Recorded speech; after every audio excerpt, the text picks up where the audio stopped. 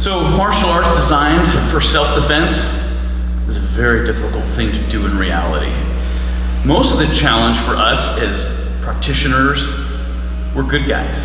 We don't go out starting fights. So we're, in essence, by default, the receiver of an assault. And because the opponent or the bad guy doesn't tell us what they're going to do, we're receiving something without being able to know what it is, and it puts us at a big disadvantage because we're problem solving with very little bit of time to interpret and decide what to do. And if you're in that position, just like in tennis, the person who serves dictates where the ball's going to go and the other person then reacts.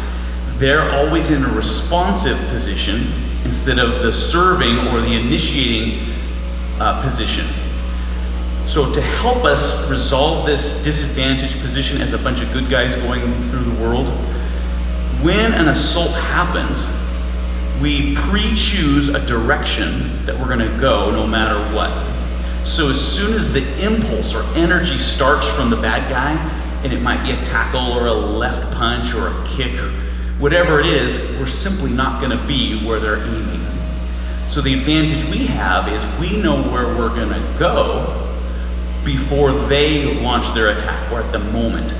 So now we're hard to hit. We're the dartboard on the wall, and every time they go to throw it, the dartboard moves somewhere else on the wall, and they don't know where it's going to go. They are going to have a lot of trouble hitting the bullseye. That's the concept. So we define it as having 8 directions of movement. And so if you look, I have a number 1 and 2, 3, 4, 5, 6, 7, 8. You're surrounded by numbers. So one response is we could go straight towards where the attacker is. Another response is we could step straight backwards. And then we could go left and right. But we can also do any of the angles. So what I want you to do is, starting right at the center, is I'm going to take the role of the bad guy and I'm going to move forward, and here's what you can count on. Whatever I'm going to do as my attack is going to be aiming at you. But what I want you to do is move your body so you're not there, that you move to the 2, right? So you're going to take the closest foot to the 2 and move it towards the 2, and the other one is going to follow. It doesn't need to land on the 2, but that's the direction or the arrow in which you're moving.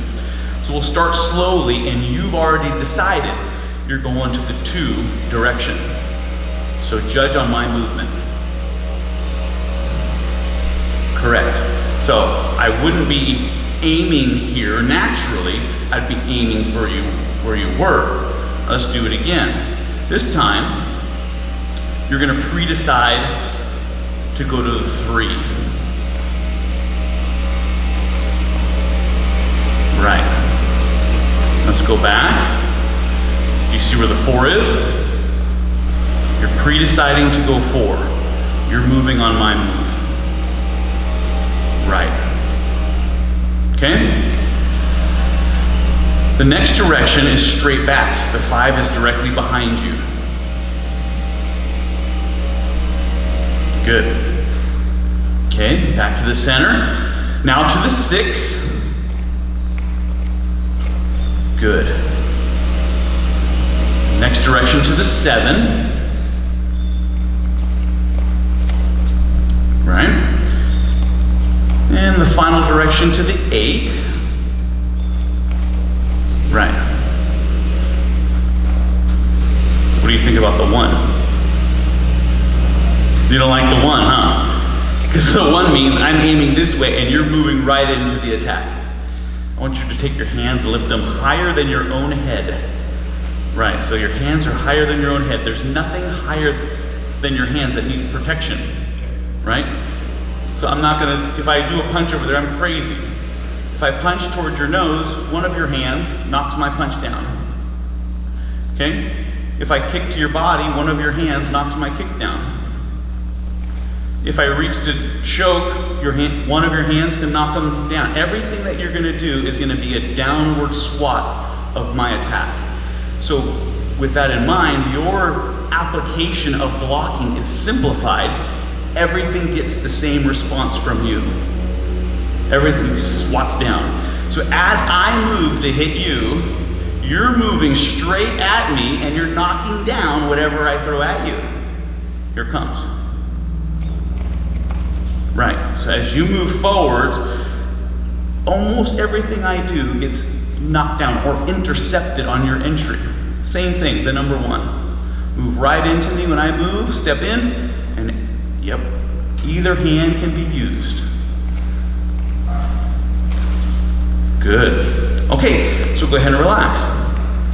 So in a self-defense application, we don't always have the opportunity to see it coming, but if we do and things are starting to get heated, we raise our hands like this and we say, hey, calm down, take it easy.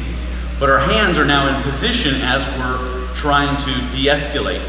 So if something does happen, we pre-choose our direction, everything that we need defensively swats down, and we would implement our movement, even a number 1. Does that make sense?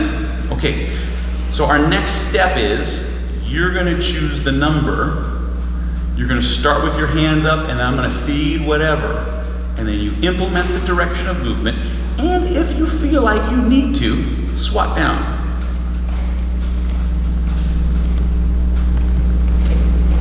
Right. You can choose the same number or you can change.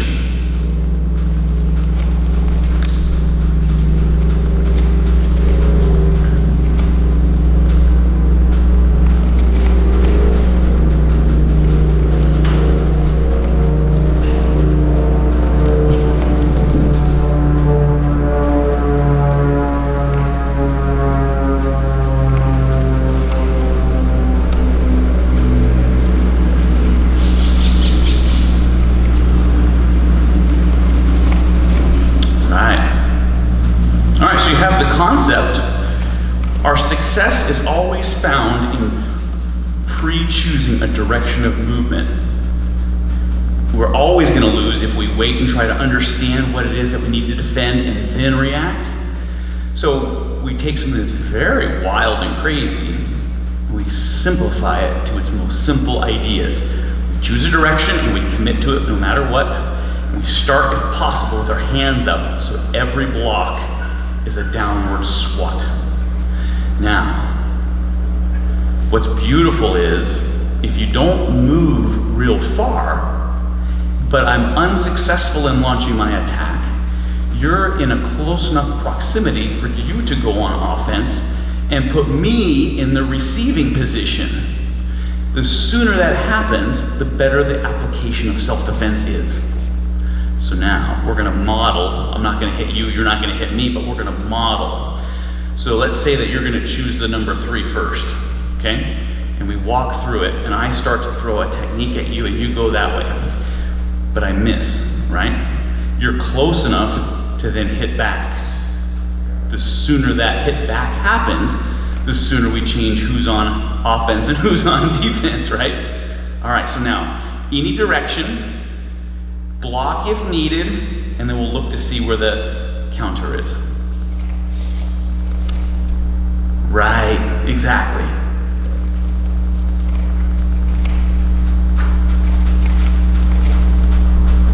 Correct.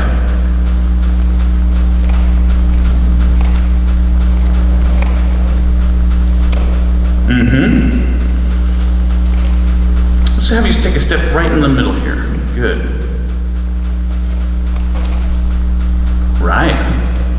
Now, of course, as you move, and I start to observe that you're no longer where I'm aiming, I'm gonna change, which means that using your hands for blocking becomes more normal versus me continuing to aim where you're no longer.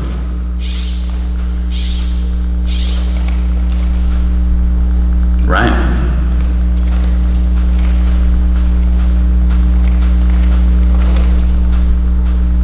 Good. Now in this case, if both hands are being used to block, we like the closest one to hit, right? Yeah. And it's the same idea, that drill that we did earlier. When you have 2 on the inside, there's no obstructions to the targets. Yeah, it puts us right in the sweet spot.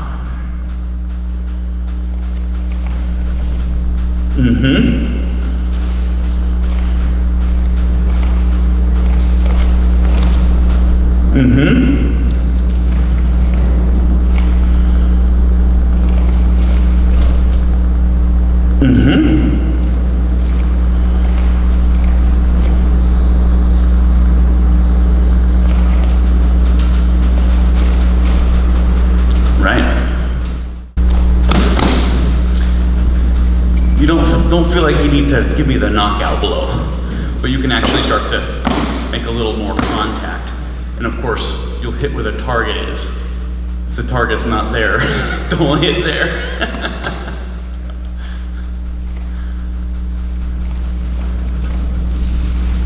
Yeah, there you go.